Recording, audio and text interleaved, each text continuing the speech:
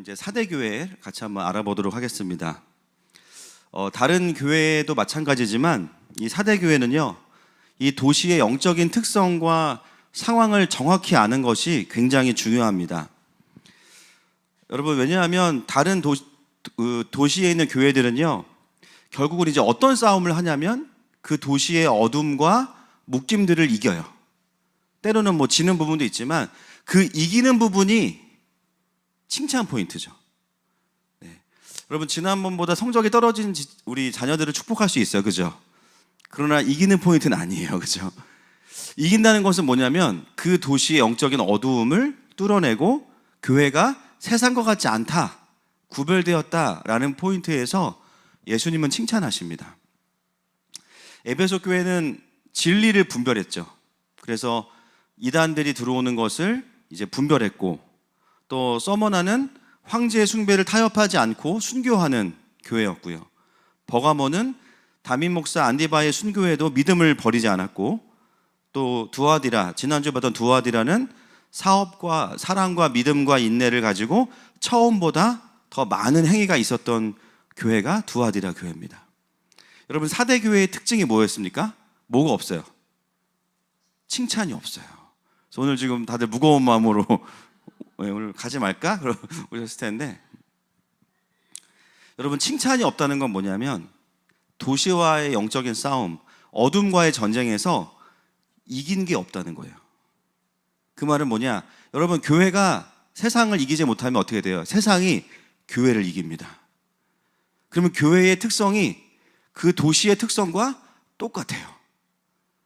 교회가 세상을 정복하지 못하면 복음으로 결국은 어둠에 먹히게 되어 있습니다. 그래서 오늘은 이 4대의 도시의 영적인 특성을 아는 것이 굉장히 중요하고요. 그런 의미에서 왜 계시록을 통해서 끊임없이 예수님은 교회들을 향해서 이겨라, 이겨라 이렇게 말씀하시는가? 우리가 알고 있죠. 마지막에 천년왕국을 다스리는 자의 권세, 또 마지막에 영원히 주님과 다스리는 자의 권세가 있기 때문이에요.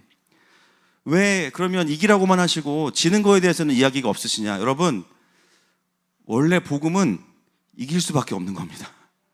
아멘이십니까? 내가 졌냐 이겼냐 그건 나중에 따질게요. 원래 복음 자체가 승리입니다. 할렐루야. 여러분, 우리가 때로는 지죠. 근데 저도 진 게 아니에요. 우리에게 뭐가 있어요? 부활의 능력이 있습니다. 할렐루야. 예, 죽어도 안 죽어. 죽으면 천국 가. 할렐루야. 맷집이 워낙 좋아야지. 사단이 때리다가 지쳐요. 우리가 속지만 않으면 돼요. 결국 뭐예요? 교회는 승리합니다. 그러면 우리가 지는 교회는 뭐냐? 두 가지예요. 싸움이 있다는 걸 모르거나 아예 싸우지 않는 거죠. 아니, 그런 거 하면은 괜히 교회 시끄러워져. 그런 거 하면은 괜히 사람들이 오해해. 성경에 정말 중요한 부분인데, 그래서 이것 빼고 저것 빼서 결국 별로 없어요, 할 게. 여러분, 사단이 공격하지 않는 두 부류의 사람이 있습니다. 첫 번째는 뭐냐면 진짜 성령 충만해서 틈이 없는 사람, 이런 사람들은 거의 없어요. 심지어 예수님도 시험을 받으셨어요. 그렇죠? 그러니까 나는 사단이 공격하지 않는다라는 분은, 전자에 해당하는 분은 반드시 아닐 겁니다. 그리고 후자가 뭐냐? 공격할 필요가 없는 사람입니다. 냅둬도 지옥 갈 사람들 있죠. 저절로 그냥 하나님과의 관계를 어느 순간 깊이 이상 안 들어가는 사람들은 굳이 사단이 고난을 주면 큰일 나요. 기도하니까. 어려움을 주면 큰일 나요. 마음이 가난해지니까. 그러니까 적당하게 신앙생활을 하고 어느 정도 축복이 있게 하면서, 그러나 약간의 긴장 상태를 가지고 깊이 들어가는 것지 못하도록 이렇게 하는 사람들이에요. 그래서 사실 후자에 해당하는 분들은 굉장히 자존심이 상해야 되는데요, 이분들의 특성은 뭐냐면 모른다는 겁니다. 어떻게 스스로 생각해요? 아, 나는 이 정도면 균형 잡힌 신앙생활을 하고 있고, 이 정도면 천국은 따놓은 당상이고, 이 정도면 나는 괜찮은 그리스도인이야. 그래서 그 수준을 절대 안 넘어가. 가장 안타까운 사람이에요. 그래서 싸울 의지가 없는 사람들, 그래서 사단이 결정적인 순간에 마음대로 컨트롤할 수 있는 발판, 푸드홀드라고 그러는데 발판을 다 가지고 있어요. 그래서 이 사람이 결정적인 예배 못 가게 해요. 결정적인 은혜의 자리에 못 가게 해요. 수단과 방법을 가리지 않고서라도 못 가게 합니다. 여러분, 사대교회는 칭찬이 없는 교회라는 것은 뭐냐면 사실은 후자에 가까운 교회였어요. 그래서 우리가 이 4대의 도시의 상황을 좀 알아야 되겠죠. 제가 다른 도시들은 좀 막 넘어갔지만 4대는 좀 깊이 알 필요가 있습니다. 먼저 이 4대의 도시는요, 굉장히 높은 위치에 있는 난공불락입니다. 그래서 군사적인 위협이 거의 없어요. 여기를 넘볼 나라들이 없어요. 그리고 이 4대는 어떤 곳이냐면 도시를 둘러 흐르는 이 시냇가에서 뭐가 나오냐면요, 많은 사금이 나오는, 여러분 탄천에 사금 나오면 어떻게 될까요? 그 맥인지 뭔지 엄청 큰 물고기 부럽죠. 왜 이 도시에 어떤 전설이 있냐면 황금의 신이 이 시냇가에서 목욕을 하고 갔다라는 전설이 있어요. 그럼 이 사금은 뭐겠어요? 그 시내? 네. 할렐루야. 그래서 이제 또는 각질, 그죠? 그래서 이제 황금의 신에 목욕을 하고 갔기 때문에 수많은 그 사금들이 있어서 그것만 가지고도 엄청난 공장들이 있었던 부유한 도시가 4대입니다. 그래서 이 4대는요, 다른 도시와 다르게요, 로마 황제에게 잘 보일 필요가 거의 없어요.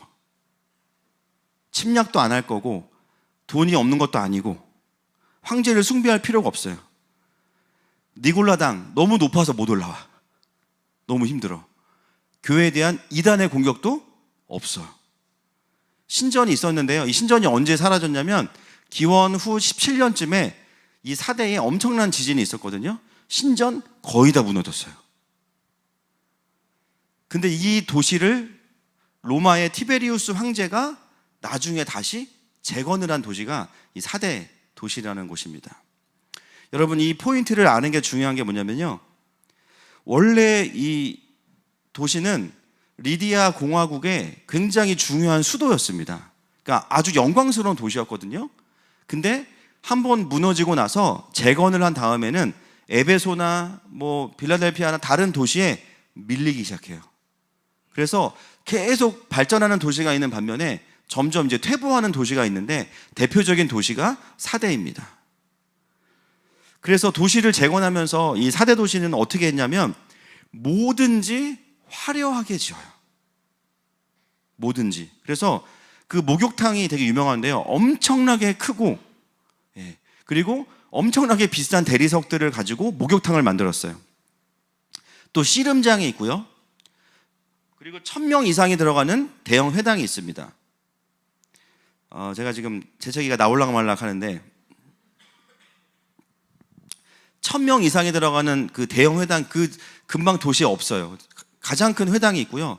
그리고 신전을 하나 이제 지어놓은 게 있는데, 다시 아데미 신전을 지어놨는데 폭이 50m, 길이가 90m, 높이가 18m고 78개의 돌기둥으로 만들어서 웅장한 아데미 신전을 하나 딱 만들어놨어요. 그리고 이 4대에 아주 유명한 게 한 가지가 더 있는데 뭐냐면 패션 산업이 되게 유명합니다. 여러분, 패션 산업이 유명했던 도시가 하나 더 있었죠. 우리가 지난번에 봤던 두아디라. 근데 두아디라는 쉽게 말하면 자주색 옷감이 잘 나오는 도시였고요. 이 4대는 어떤 도시냐면은 옷을 아주 화려하게 만드는 명품 브랜드, 다 여기에 있어요. 뭐 베르사대, 다 여기 있어요. 그래서 나중에 집에 가서 터지실 겁니다. 그래서 이제 왜 이렇게 이 4대는 그 화려한 옷들을 많이 만들고 명품들을 여기에 다 이제 모아놨을까? 여러분, 이 호화로움 안에 우리가 봐야 되는 도시의 영적인 특성이 있어요. 아까 제가 뭐라 그랬어요? 이 도시는 기원 후 17년에 한번 지진이 나서 완전히 폐허가 됐다고 말씀드렸죠.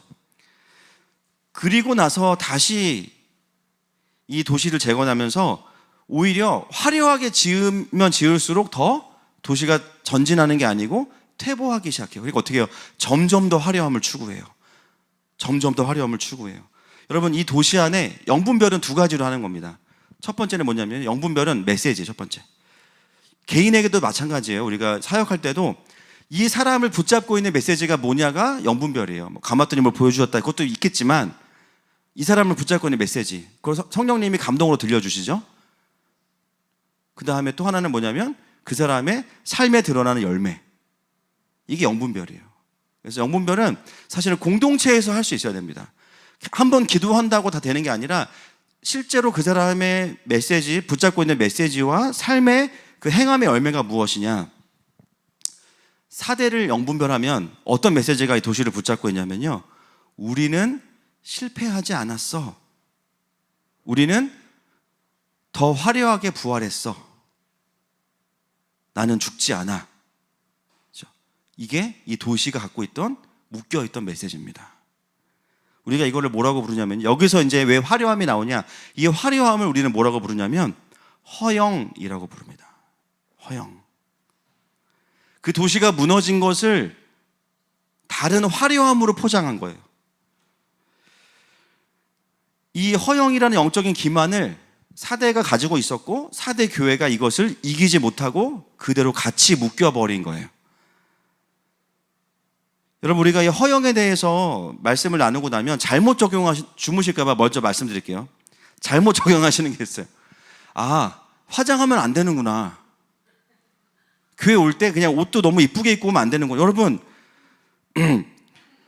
화장을 안 하고 오면 더 큰 일이 벌어져요. 그게 더 나빠요. 여러분, 교회라는 곳은 덕을 세워야 됩니다. 할렐루야. 축복합니다. 난 이제 허영하지 않을 거야. 막 눈썹도 없이 올 거야. 나는 막 그냥 나는 문둥뼈처럼 올 거야. 막 이렇게 저 빼곤 다 안 돼요. 여러분, 그 허영을 잘못 적용하는 게 뭐냐면, 아, 명품도 입으면 안 돼. 여러분, 명품이라도 입으세요. 하여튼 명품도 안 되고 화장도 안 돼. 막 이런 식으로 적용하고 막 그죠? 생얼로 막 교회 오고 막 주님도 민망해하시고 이런 게 허영을 돌파하는 게 아니에요. 여러분, 주무세요. 이제 제가 핵심을 말씀드렸기 때문에. 그러니까 허영의 본질은 뭐 치장을 하냐 안 하냐, 명품을 쓰냐 안 쓰냐. 여러분, 허영의 본질은 뭐냐면 내 안에 사망이 있어요. 근데 그게 마치 사망을 인정하지 않고 생명이 있는 것처럼 보이게 하는 게 허영이에요. 그래서 이거는 정직한 게 아니고 기만이라는 거예요. 속이는 거예요. 그래서 다루어야 될 것은 화장이 뭐 어떠냐 그게 아니고 나의 깊은 내면과 존재를 다뤄야 허영이 다루어지는 거예요. 자, 3장 1절 말씀 한번 보겠습니다. 이제 4대 교회를 향한 예수님의 평가입니다. 시작. 4대 교회의 사자에게 편지하라. 하나님의 7 영과 7 별을 가지신 이가 이르시되 내가 내 행위를 아노니 네가 살았다 하는 이름은 가졌으나 죽은 자로다. 여러분, 이해가 되시죠? 살았다고 하는 이름은 가졌지만 사실은 너희가 죽은 자야, 이렇게 이야기하시는 거예요. 겉으로는 살아있는 교회처럼 보여요. 그러나 사실 너희는 죽어있지. 그 도시의 영적인 어두움이었던 영적인 허영이 이 도시를, 이 교회를 그냥 붙잡고 있어요. 그렇죠? 그래서 이 영의 이름은 뭐예요? 그래서 허영이에요. 그렇죠? 이제 안 까먹어. 여러분, 그러면 이제 4대 교회가 어떤 모습이었을까를 우리가 좀 말씀의 근거에서 생각해 볼 필요가 있어요. 사실은 이 7교회를 많은 메신저들이 이제 풀어내지만 어떤 부분은 굉장히 피상적이고 본문으로 더 깊이 못 들어가는 부분들이 있습니다. 여러분, 우리가 얼핏 4대 교회 하면 아, 화려한 교회. 어떻게 생각해요? 막 성도들이 막 다 외제차 끌고 와가지고 막 뭐 비싼 옷 입고 예배드리고 주일만 예배드리고 주중에 아무것도 안 하고 막 그런 교회라고 생각하시죠? 여러분, 영적인 허영은 그렇게 풀어지는 게 아니에요. 그건 그냥 사치스러운 교회고요. 정반대예요. 정반대. 살았다는 이름을 가지려면 교회가 어떤 모습이어야 되냐면요, 살아있는 교회처럼 사역을 해야 되는 거예요. 이해되셨습니까? 그러면 여러분, 이 교회가 돈도 많았단 말이에요. 선교, 구제 열심히 했을까요? 대충 했을까요? 그렇죠. 재정 많이 보냈을 거예요. 오히려 과하게, 허영은 이제 과하게 해야 돼. 과하게. 여러분, 바리새인들을 향해서 예수님이나 이렇게 뭐라고 말씀하셨냐면 회칠한 무덤이다 이렇게 말씀하셨죠. 그게 뭡니까? 그 속에는 사망이 있는데 회칠했어요. 안 보여줘. 깔끔하게 보인다는 거예요. 그 회칠이 뭐예요? 엄청나게 많은 율법을 행함으로 인해서 자신이 하나님을 진짜 경외하고 살아있는 신앙인으로 보이는 것, 그걸 우리는 외식이라고 부르는데 그게 바로 허영입니다. 4대 교회는 사역이나 구제나 선교나 모든 부분에 있어서 열심히 했어요. 왜냐하면 우리는 살아있는 교회여야 하니까 행위가 없는 게 아니에요. 3장 2절 말씀 보겠습니다. 3장 2절 시작. 너는 일깨어 그 남은 바 죽게 된 것을 굳건하게 하라. 내 하나님 앞에 내 행위에 온전한 것을 찾지 못하였노니. 행위가 있어요. 그렇지만 문제는 뭐냐? 행위가 없는 게 문제가 아니에요. 행위가 온전치 않은 거예요. 온전하지 않은 거. 하나님의 기준에 미치지 못한다는 거예요. 여러분, 하나님의 기준이 뭘까요? 막 패션쇼 했는데 하나님이 원하시는 디자인이 안 나왔어.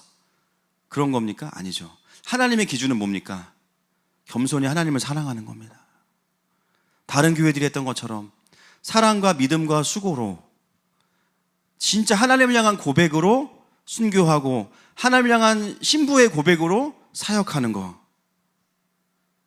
사대교회는 겉으로 보기엔 어쩌면 다른 7교회보다 더 많은 칭찬 포인트가 있었을 거예요. 그런데 그 어느 사역 하나도 주님 보시기에는 그 안에 뭐가 없어요? 알맹이가 없어요. 하나님을 향한 사랑이 없는 거예요.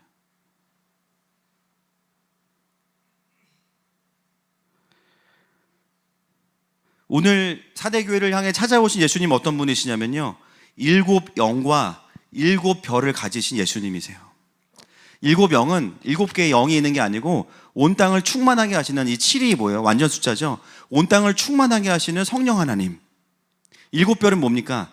7교회의 메신저를 붙잡고 계시는 예수 그리스도, 말씀이죠. 성령의 기름 부으심과 말씀을 가지고 계신 예수님께서 오셔서 이 교회를 성령과 말씀의 기준으로 보니까 이 교회는 죽은 교회야. 기름 부으심도 없고 말씀도 안 풀어져요. 근데 사역은 엄청 화려하게 잘하고 있어. 문제가 있는 거예요. 겉으로는 문제가 없어 보이지만, 살아있는 교회처럼 보이지만 실제로는 예수님의 기준에 미치지 못하는 거죠.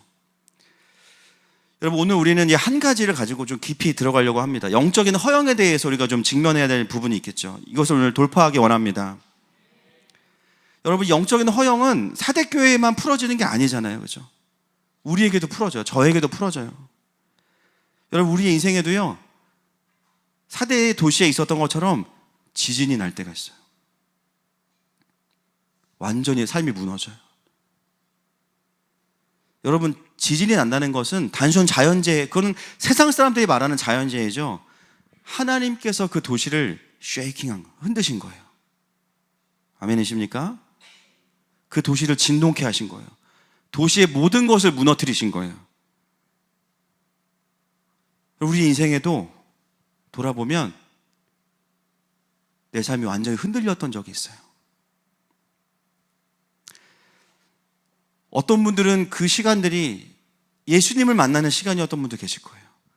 그동안 내가 쌓아왔던 모든 게 다 무너지면서, 아, 이게 다 의미 없는 것이었구나, 허망한 것이었구나, 나는 여전히 죄인이구나, 예수님이 필요해요.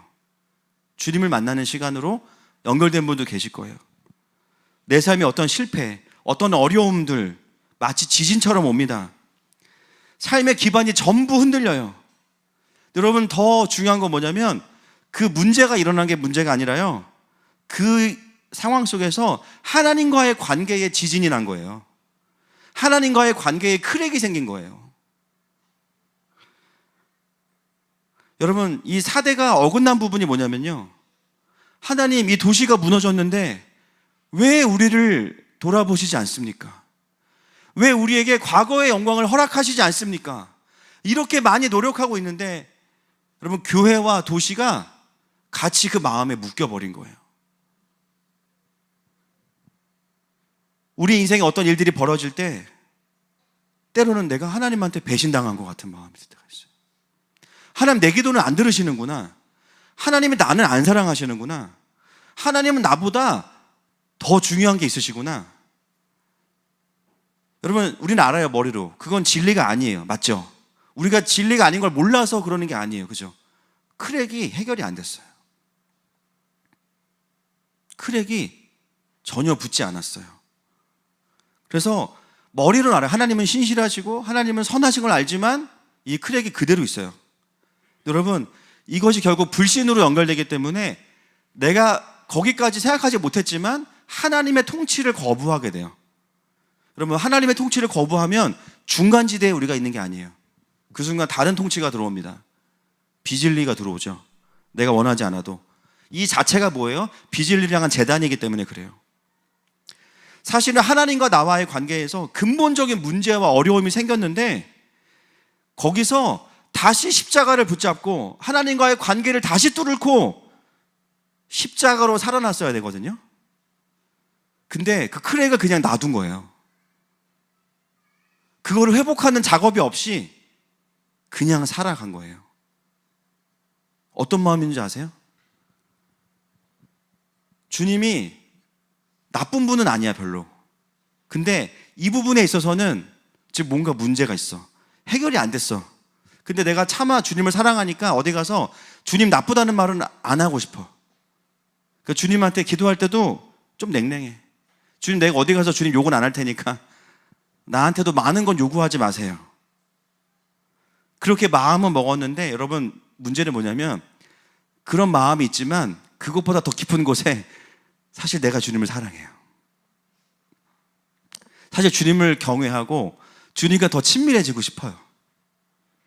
그리고 우리가 여러분 주님께 삐진 순간 바로 빠짐으로 가지 않아요. 그죠? 그런 믿음 있는 분 많지 않습니다. 삐진 순간 어떻게 해요? 삐진 거는 나만 알아요. 삐진 채로 교회를 오죠. 크랙이 있는 채로 예배 드리죠. 크랙이 있는 채로 성도 간에 교제하고, 크랙이 있는 채로 말씀 보고, 크랙이 있는 채로 섬기고. 어떻게 해요? 내 안에 생명이 없으니까 지금 어떻게 하냐면 사역을 더 많이 해요. 더 화려하게. 그 하는 사역들은 다 맞아요.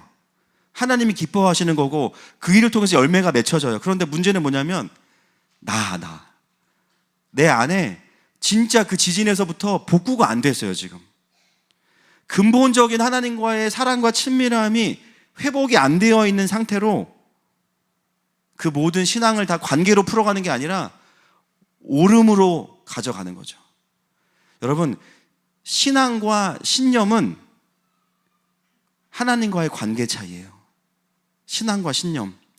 여러분, 이런 상태가 되면 그때부터 그 사람의 신앙은 하나님과의 살아있는 관계가 아니고요, 신념으로 바뀌는 거예요. 신념.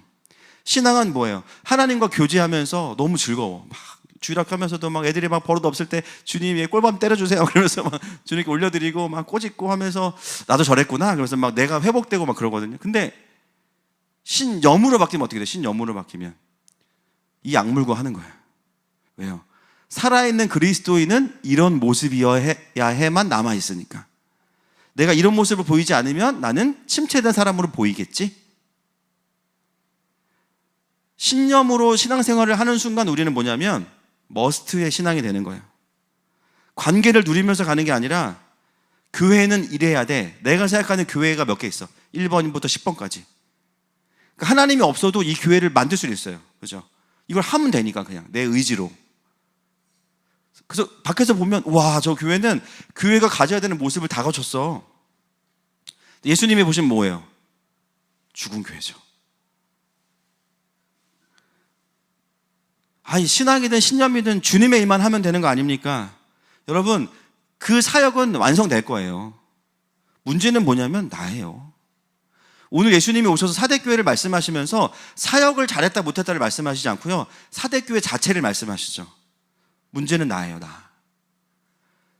성령의 기름 부으심과 말씀 안에서 하나님과의 깊은 풍성함 안에서 가고 있지 않으면 어떻게 되냐면요, 메마릅니다. 메말라요. 남편을 사랑해야 돼, 남편을 기도해야 돼. 근데 그것도 머스트가 되잖아요. 메말라요. 다 해, 액션은 다 해요. 근데 그 알잖아요. 성령께서 주시는 그 감동을 따라갈 때 우리가 그 누리는 기쁨들, 그것만 있으면 어떤 고난도 이길 수 있는데 그게 없으니까 죽겠는 거예요. 이렇게 사역을 하면 한계가 옵니다. 한계 오잖아요. 자꾸 그거를 다른 사역이나, 그러니까 어떻게 해요? 또 다른 사역, 또 다른 오름으로 가요. 종교적 올바름으로 덮으려고 해요. 더 메마르고 더 지쳐요. 하나님으로부터 오는 깊은 사랑이 없으니까 더 사람들의 인정에 목마르게 돼요. 여러분, 신앙과 신념은 비슷해 보일 수 있지만 시간이 지날수록 열매가 달라요. 우리가 사역을 왜 합니까? 사역 자체도 의미가 있지만 사역을 통해서 우리가 더 성장하기 때문이에요. 아멘이시죠? 그래서 신앙으로 가는 사역은 주님의 영광이 드러나고 회복된 나의 어떤 하나님의 형상이 드러나고, 신념은 끊임없이 나를 증명하는 것으로 가요. 나 살아있어. 나 아직 죽지 않았어. 요즘 제가 9시에 잡니다. 말도 안 되는 일입니다. 옛날에 9시부터 일하기 시작했는데, 요번에 이제 목회자 컨퍼런스 갔는데 여러 가지 그 강의들을 해주셨거든요. 그 중에 하나가 뭐냐면 갱년기 강의가 있었어요. 제가 갱년기더라고요. 주님이 새벽 기도를 루틴으로 바꿔주신 것 같아. 나중에 이제 기준을 공유할 테니까, 이미 뭐 갱년기 말기이신 분들도 많이 계시지만, 여러분 꼭 다 영적인 문제만 있는 건 아닙니다. 왜 내 아내가 이렇게 아침엔 천사고 저녁에는 그러니까 생각해 보시면 나를 사랑하지 않아서가 아니고요. 갱년 마귀가 있기 때문이에요. 아내를 축복하시길 축복합니다. 여러분, 교회들이 성령의 기름 부으심과 말씀으로 채워지지 않고 교회는 이래야 해 로만 가기 시작하잖아요. 그러면 사대교회 되는 거예요. 우리가 사대교회 보면서 그래도 우리 교회는 잘하는 게 있겠지. 아니에요. 여러분, 7교회 전부 다 표적설교일 겁니다. 할렐루야. 종교적 올바름에 휘둘려 버려요. 지금 이 교회를 향한 하나님의 뜻과 그 포지션에 가 있는 게 아니라, 하나님과의 관계가 없어도 교회가 아무 문제가 없어요. 세상엔 칭찬 다 받아요. 구원도 막 일어나요. 하나님 그거 말씀하시는 게 아니에요. 많은 사역을 하고도 주님 오셔서 보니까 온전치 않다. 처음부터 말씀하시지, 그치? 선교도 다 갔다 오고 할 거 다 했는데. 여러분, 성령의 기름 부으심과 말씀이 없으면 예배는 있지만 진짜 하나님의 말씀은 풀어지지 않을 겁니다. 훈련은 있거든요. 성장은 없을 거예요. 행사는 있는데 하나님의 역사는 없을 거예요. 성령의 임재가 없기 때문이에요. 여러분, 교회는 성령의 임재와 하나님의 말씀이 풀어질 때에만 진짜입니다. 여러분, 진짜 내 안에 생명이 있으면 꾸미지 않아도 사실은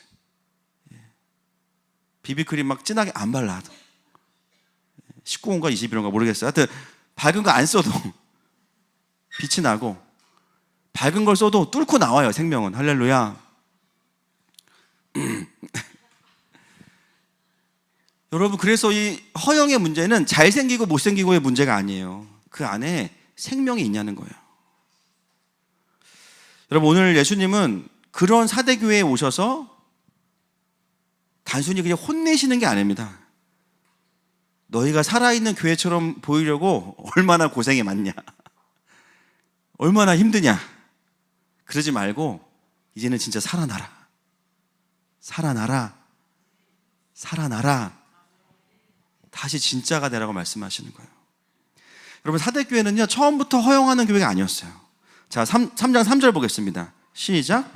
그러므로 네가 어떻게 받았으며 어떻게 들었는지 생각하고 지켜 회개하라. 만일 깨지 아니하면 내가 도둑같이 이르리니 어느 때에 내게 이르는지 내가 알지 못하리라. 내가 어떻게 받았으며 어떻게 들었는지 뭐야? 처음 교회가 세워질 때 이 교회는 말씀을 받았고 복음을 받았어요. 진짜였어요. 회복해야 될 그 시점이 있는 거예요. 복원할 수 있는 시점이 있는 거예요. 저는 여러분이 사대교회를 보면서 칭찬이 없다고 그냥 혼만 난 교회가 아니에요. 사실 오늘 예수님은 사대교회를 향해서 회복을 명령하십니다. 어떻게 회복해야 되는지까지 다 말씀하세요. 너희가 어떻게 들었고 어떻게 받았는지를 기억하라. 처음에 사대교회는 겸손함과 정직함으로 말씀을 받았을 겁니다. 주님, 이 도시는 완전히 무너진 도시였어요. 여기 주님 교회를 세우셨어요. 주님 감사합니다.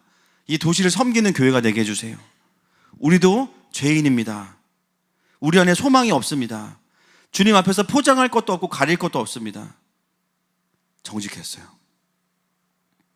그래서 십자가가 세워졌어요. 그런데 어느 순간 그 도시 안에 있는 원망의 소리들을 이기지 못한 거예요. 야, 신이 있으면 이 도시를 이렇게 계속 퇴보하게 놔두겠니? 그 메시지를 교회가 반전시키지 못했어요. 그러네. 우리라도 살아있는 교회처럼 보여야겠다. 어쩌보면 그 모든 화려함은 도시에 있는 하나님을 원망하는 넌 크리스찬들에게 우리가 살아있음을 보이는 어쩌면 노력이었을 수도 있습니다. 그 외침이었을 수도 있어요. 여러분, 사역의 대상은 사실은 하나님이십니다. 여러분, 제가 설교 준비할 때 하는 기도가 있어요. 주님, 오늘도 표적 설교. 근데 그 표적은 누구를 향한 표적이 아니에요. 오늘 하나님이 나의 표적이신 거예요. 오늘 하나님께서 원하시는 그 표적을 내가 맞추길 원하는 거예요. 주님, 누가 듣고 힘들고 그게 중요한 게 아니고 누가 듣고 회복되고 감사하죠. 그러나 내가 사람의 눈치를 볼 것이 아니라 오늘 본문이 말씀하시는 본문을 통해서 관역을 갖고 계시는 그 하나님의 표적을 내가 맞추기 원합니다. 사역의 대상은 사실 하나님이세요. 다시 사대교회를 향해 주님 말씀하시죠. 마음을 낮추라고 하는 거예요. 마음을 겸손하게 하라는 거예요. 그럴 때 네가 진짜 생명의 화려함을 보게 될 것이다. 여러분, 창세기 3장에서 아담과 하와가 선악과를 먹고 나서 제일 먼저 깨달은 게 뭡니까? 자신들의 몸매가 선하지 않다는 거였습니다. 서로를 보면서 웃음이 빵 터졌죠. 그동안 우리가 선지자의 기름 때문에 서로 너무 아름답게 봤는데 그 영화 있던데 내가 보기엔 되게 날씬하지만 실제로는 굉장히 풍성하게 나오는 내게 너무 가벼운 그녀인가? 하여튼 뭐 그 영화 있잖아요. 눈이 이제 밝아졌는데 밝아지게 엉뚱하게 밝아져서 서로 너무 이제 현타가 오신 거예요. 그래서 어떻게 해요? 버섯을 알고 어머나 하면서 급하게 무화과 나무를 엮어서 뭘 만들었어요? 치마를 만들었어요. 그죠? 여러분, 그 치마가 뭐예요? 그게 허영이에요. 허영. 내 수치를 내가 가리려고 만든 거. 그랬을 때 하나님께서 어떻게 하셨습니까? 야, 너희가 잘못해서 수치심을 느끼는 건데 그 잎사귀에도 걸치지 마. 그냥 다녀. 그러셨어요? 양을 잡아서, 그죠? 양을 잡아서 인류 최초의 의류가 가죽옷이에요. 누가 만드셨어요? 앙드레 갓, 그죠? 하나님께서 주님이 만드시고 양을 잡아서 그 양이 바로 예수 그리스도이십니다. 우리의 수치를 가리시기 위해서 자기 아들을 죽이셔가지고 우리를 가려주신 거예요. 보혈로. 가장 질기고 인간의 피부를 대신할 수 있는, 그죠? 양을 잡으신 거예요. 여러분, 주님은 막 우리를 폭로하고 우리의 수치를 막 드러내고 그런 분 아니세요. 근본적인 수치심 자체를 해결하시는 분이시죠. 우리가 만드는 무화과 나무 치마는 며칠 지나면 또 말라 비틀어져서 새롭게 만들어야 돼요. 여러분, 나뭇잎이 좋으세요? 레자가 뭐가 좋으세요? 주님이 주시는 옷이 좋은 거죠. 내가 나를 포장하기 위해서 꾸미려고 애쓰는 것보다 내 안에 생명이 깃들기 시작하면 사실 크게 꾸미지 않아도, 또 오해하지 마세요. 크게 너무 안 꾸미면 크게 꾸미지 않아도 빛이 나요. 여러분, 우리가 이 사대교회 같은 그리스도인이 안 되려면 내가 뭘 하고 있다에 사실 집중하면 안 됩니다. 이 사역을 하면서 내가 누리고 있는 생명이 무엇인지를 봐야 됩니다. 그게 어떤 사역이든지, 사역이 아니요 타이틀이 없어도 괜찮아요. 뭐든지 간에 막 새벽 기도 안 오면서 막 3시에 막 일어나. 알람도 안 맞춰. 그냥 눈이 떠져 막, 그죠?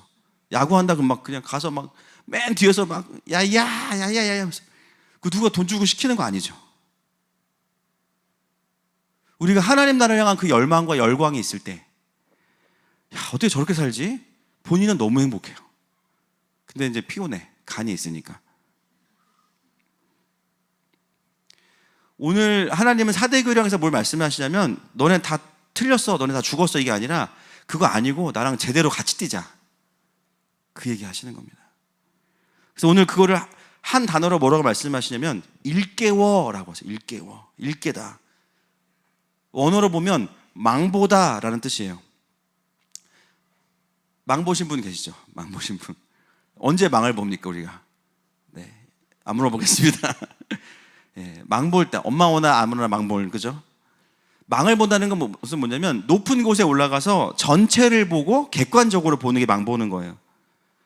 여러분, 너를 일깨워라 라고 말씀하실 때 그 단어는 뭐냐면 너의 지금 삶과 사역을 객관적으로 분별해라 이 뜻이에요. 이게 현재형이거든요. 분별하는 거예요. 그래서 마음이 얼마나 이 겸손함으로 가고 있는가를 돌아보라는 거예요. 분명히 처음에는 우리도 똑같아요. 사대교회처럼 은혜와 부르심. 근데 어느 순간 기독교였다가 뭐가 돼요? 다시 원불교. 예, 갑자기 왜 원불교냐? 그러면 신천지가 제일 좋아하는 교인이 원불교 교인이래요. 원망, 불평, 교만. 감사합니다. 예. 우리 다 들었던 건데 기억 안 나세요? 원망, 불평, 교만. 원불교 교인을 신천지가 제일 좋아한대요. 그래서 여러분 교회에서는 불평하시더라도 신천지 앞에 가면 감사하세요. 어떤 부분에서 내 인생에 지진이 났어요. 하나님과의 관계에 크랙이 갔어요. 성령과 말씀으로 복구가 안 됐어요. 자꾸 괜찮은 그리스도인으로 살려고 그래요. 부작용이 있어요. 그러면 이제 어떻게 됩니까? 모든 걸 다 내려놓고 그냥 은혜를 회복해야 됩니까? 주님 붙여주옵소서 막 이걸 기도합니까? 여러분 제가 정말 더 느끼는 게 뭐냐면요, 하나님께서 우리를 어떤 사역으로 부르실 때 그게 어떤 것이 되었든지 간에 그 부르심의 자리는 나를 향한 하나님의 신실한 계획의 자리예요. 목자가 너무 힘들어, 교사 힘들어, 나는 애를 싫어하는데 계속 왜 애를 돌보라고 하실까? 나는 노래를 못하는데 왜 자꾸 보컬을 시키실까? 막 여러분, 우리를 향한 하나님의 부르심의 자리는 뭐냐면요, 나의 영적인 상태가 점검되는 자리입니다. 내가 사랑이 없구나. 지금 내가 뭔가 액션을 하고 있지만 생명이 없구나. 빨리빨리 체크업이 돼요. 여러분, 은혜만 받는다고 해서 회복되는 거 아닙니다. 나는 당분간 사역 안 하고 은혜만 받아야지. 잠만 올걸요. 영적으로 싸우질 않는데 먹기만 한다고 해서 몸이 좋아지는 게 아니에요. 운동을 해야 되잖아요. 여러 모습으로 섬길 때 우리가 뭘 보게 되냐면 나의 내공을 체킹하게 되는 거예요. 내가 이 사역을 왜 누리지 못하고 있지? 그러다 보면 어떤 지점으로 가게 되냐면 무너졌던 지점으로 가요. 내가 왜 이 지점만 오면 계속 무너지지? 해결이 안 된 거예요. 그거 아직. 빨리빨리 드러나는 거예요. 그래서 어떻게 해요? 주님께 물어보는 거죠. 주님, 이게 지금 어떤 상황입니까? 내 안에 어떤 크랙이 있는 겁니까? 그거를 다른 걸로 커버하기 위해서 더 많은 뭔가를 하는 게 아니라 그 지점에서 주님께서 여쭤보는 거예요. 돌아보면 그 일을, 그 상황을 하나님의 선하심으로 진짜 그냥 돌파하고 뚫었어야 됐는데요, 하나님을 원망하는 바람에 어떻게 됐냐면 내 힘으로 추스린 거거든요. 그게 바로 가인이에요. 아벨 죽이고 자기도 막 당황스러운데 사실은 양심을 버리고 주님께 투항했어야 돼. 주님, 제가 잘못했습니다. 또 어떻게 해요? 주님을 원망하는 바람에 여호와 앞을 떠나야 돼서 애농성 만들고 상처가 더 깊어져. 전쟁이 시작되고. 그 시간이 내가 잘할 건 잘못했건 간에 하나님께 엎드렸어야 됐는데, 하나님의 성품이 회복됐어야 됐는데, 하나님을 원망하는 바람에 내 힘으로 살아올 수밖에 없었던 어떤 시간의 간격이 있다는 거예요. 예수로 부활한 게 아니라 내 힘으로 부활한 것처럼 나를 매니징 해온 거예요. 그러니까 어떻게 돼요? 부작용이 나오는 거예요. 계속. 이 섬기는 게 왜 이렇게 힘들까? 왜 이렇게 서운할까? 왜 이렇게 화가 날까? 여러분, 하나님 계속 말씀하시는 거예요. 그거는 사역을 내려놓을 이유가 아니고 너 더 그 자리에서 더 나랑 같이 가야 돼. 그래야 살아. 여러분, 이게 쉰다고 뚫리는 게 아닙니다. 쉬는 건 왜 쉬냐? 뚫을 힘이 너무 없을 때 잠깐 쉴 수 있어요. 결국은 뚫어야 뚫립니다. 할렐루야. 돌아갈 때 뚫어뻥 하나씩 사가지고 돌아가세요. 이제 결국은 뚫어야 뚫리는 거야. 안 뚫잖아요. 계속 그 자리로 계속 갑니다. 교회를 바꾸건 종교를 바꾸건 여러분 절에 가도 그 부분 뚫어야 돼요. 결국은 주지스님과 사이가 너무 안 좋아 이러지, 권위의 문제야. 계속 막 똑같아요. 오히려 주어진 섬김을 감당하면서 나의 동기를 살피게 되고 은혜 받고 돌파가 되는 것들을 경험해야 돼요. 끊임없이 올라오는 내 자아와 내 이 의들, 계속 씨름하면서 어떻게 가야 되면 주님 도와주세요까지 가야 돼요. 그 자리가 은혜의 자리예요. 그전에는요, 이 약물고 내가 해볼 거야. 하다가 안 되면 부러지지 뭐. 그게 아니야. 주님도 못하겠어요. 근데 포기할 수는 없어요. 주님 도와주세요. 그 기도를 계속하는 거예요. 예수님 도와주세요. 주님 도와주세요. 주님 함께 해주세요. 기름 부어주세요. 내 힘으로 못하겠어요. 여러분, 이게 일깨우는 겁니다. 때로 하나님한테 서운할 수 있어요. 어떤 부분에서. 그래도 계속 가는 거예요, 그냥.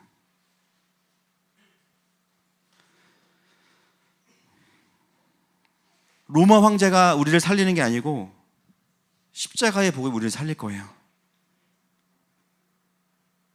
여러분, 사역 뒤로 숨지 말고, 화려한 어떤 사역 뒤로 숨지 말고, 신앙 좋은 아내 뒤로 숨지 말고, 신앙 좋은 남편 뒤로 숨지 말고, 바쁜 일정 뒤로 숨지 말고,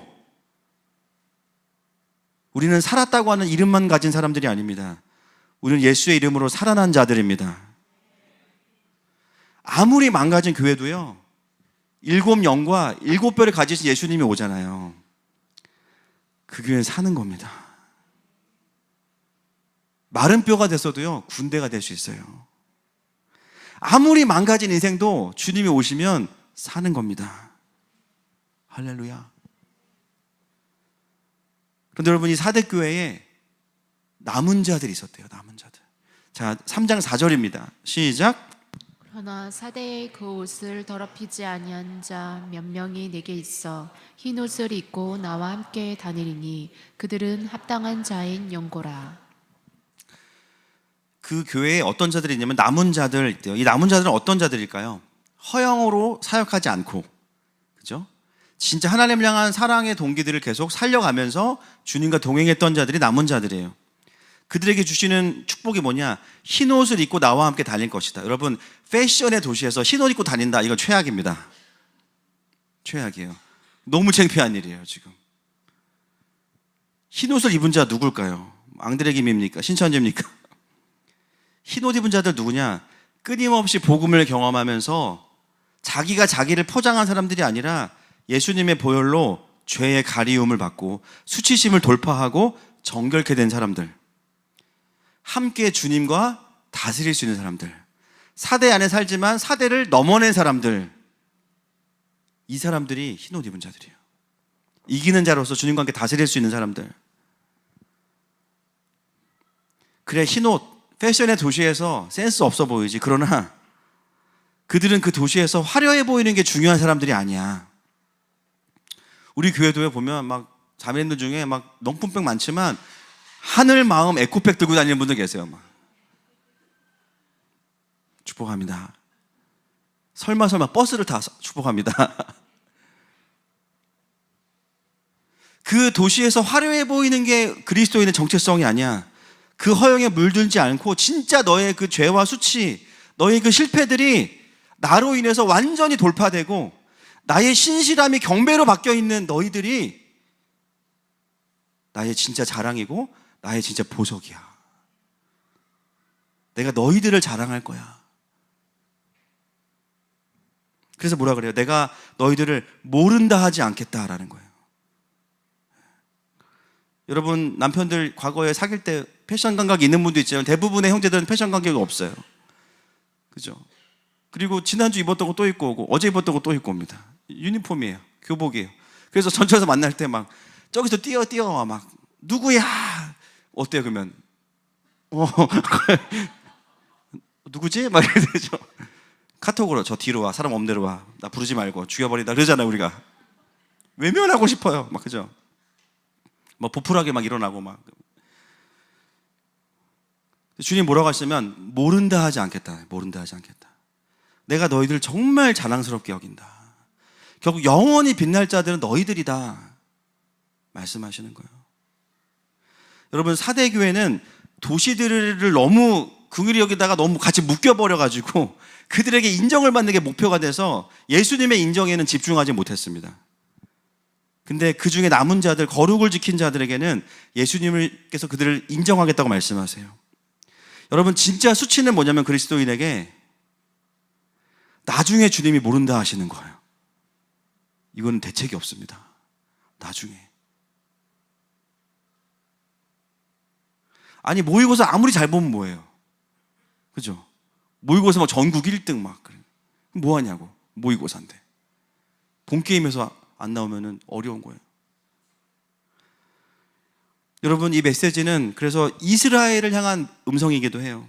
지금도 메시아를 기다리는 이스라엘, 장자 이스라엘. 여러분, 그 이스라엘이요, 하나님을 경외하는 이미지를 계속 포기하지 못하죠. 물론 지금 세속화된 뭐 텔아비브는 그런 그 유대인들도 있지만, 하나님을 경외하는 것 같지만 그들 안에 이미 뭐가 있냐면요, 크랙이 있어요. 겉으로 하나님 여호와를 경외해요. 그런데 그들 안에 뭐가 있냐면 물음표. 우리는 선민인데 왜 이렇게 고통받지? 홀로코스터부터 지금까지 왜 이렇게 전쟁하고 모든 열방 우리를 대적하지? 그런데 하나님을 경외하는 건 유지해야 돼요. 이 모습은. 그게 그들의 정체성이니까. 근데 그 안에 뭐가 있어요? 하나님을 향한 해결되지 않는 마음들이 있어요. 여호와여, 왜 우리를 돌아보시지 않습니까? 여러분, 이 흐름이 어디로 가요? 호산나를 외칠 때까지 간다니까요. 결국 그들 안에 있는 크랙을 회복시키는 분, 예수아입니다. 예수아. 다시 오실 예수님께서 그들을 완전히 사대로부터 회복시키실 거예요. 말씀을 좀 정리하기 원합니다. 여러분, 사대교회는 칭찬은 없지만 사실은 더 많은 부분에 은혜가 있는 교회입니다. 주님이 포기하시지 않는 교회.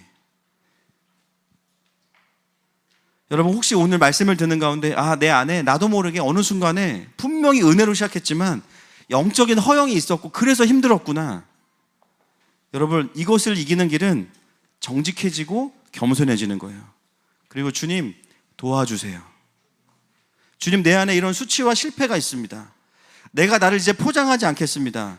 어린 양의 가죽으로 덮어주세요. 이 수치가 나의 어떤 가림이 아니라 영광이 되게 해주세요. 여러분, 사대교회의 부르심이 뭔지 아십니까? 부활입니다. 진짜 리바이벌이에요. 메이크업이 아니고 부활이에요. 어떤 분들에게는 인생에서 지진과 같은 사건을 경험한 분들이 계실 거예요. 내가 의도하지 않았고요. 때로는 그게 신앙적인 어떤 부르심 가운데 했던 것일 수 있어요. 그런데 그래서 마음이 어려워진 분들이 계실 거예요. 근데 그 시간들을 하나님과의 깊은 친밀함 안에서 그 크랙을 없앴어야 됐는데 그냥 살아오신 거예요. 근데 하나님 사랑해요. 그래서 하나님한테 그 모욕을 드리고 싶지 않아서 그냥 내 크랙을 가지고 살아온 거예요. 주님은 그걸 아신다는 거예요. 근데 주님이 안타까운 건 뭐냐면, 그래서 너 지금 생명이 없는데 힘들잖아. 그렇게 해서는 이길 수가 없어. 여러분, 그 모든 로마 황제가 도시를 세우려는 노력들이 오늘 무너지기를 축원합니다. 주님 말씀하셔. 난 너희들을 여전히 기대하고 내가 너희의 이름을 생명책에서 지우지 않을 것이다. 절대로 포기하지 않을 것이다. 여러분, 사대교회는요, 언제 주님이 오실지 모른대요. 도둑같이 임하는 것을 모르고, 왜냐면 깨어있지 않으니까. 내가 살아있다는 것을 증명하는 삶을 살면 다시 오실 주님을 알아볼 수가 없어요. 관심이 없어서. 여러분, 우리의 부르심은 그 지진으로부터 진짜 부활하는 겁니다. 오늘 어떤 분들에게는요, 그 사대에 진짜 부활이 일어날 줄 믿습니다. 이 시간 함께 우리의 소망이신 예수님을 고백하고 선포하면서 나아가시겠습니다.